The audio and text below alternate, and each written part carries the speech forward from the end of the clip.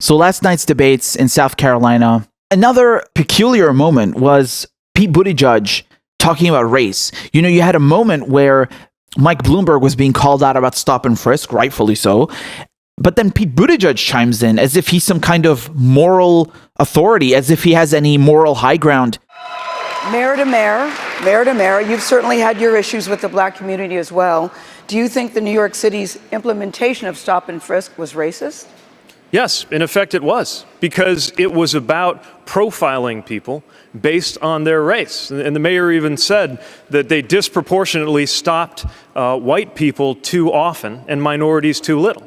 And I'm not here to score points. I come at this with a great deal of humility because we have had a lot of issues, especially when it comes to racial justice and policing in my own community.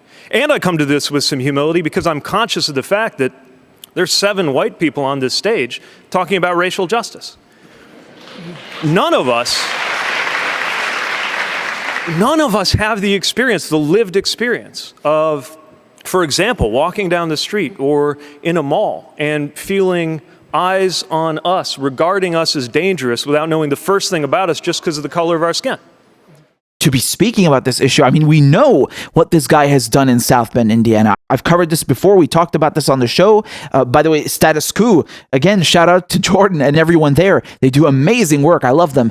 They actually went to South Bend, Indiana. They interviewed people there who have been affected by the racial policies that Mayor Pete implemented. I mean, there was one case of a man being arrested. The police department in South Bend, Indiana, was reenacting a Ku Klux Klan scene from Django Unchained. I mean, I'm speechless.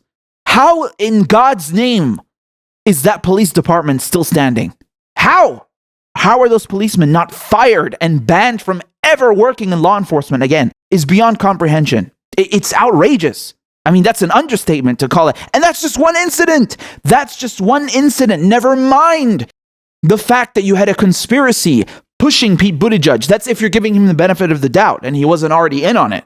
Into firing the only and first black police chief they had. And not to mention the case of shooting of an unarmed black civilian. I mean, Jesus Christ.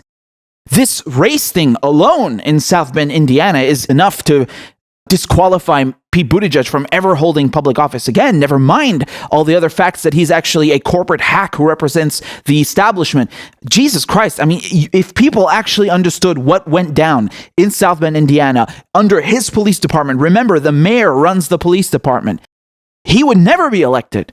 The media is so good at hiding that and burying the atrocities that have been committed towards African Americans in South Bend, Indiana. And then he has the gall to come and lecture people about race. Man, it makes my blood boil. It really does. You know, as a brown man, I mean, I'm fucking offended by this crap. It's disgusting.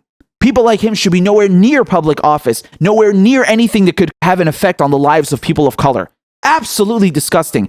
So that was really a distasteful moment. It was completely disingenuous and pretentious, and he's just trying to score points with the African American community because you have a large African American community in South Carolina, right? He's trying to appeal to that voter base to get him some points. But in reality, his policies, his time as mayor, his tenure was nothing but racism. So he's the last person on that stage to come and lecture Mike Bloomberg.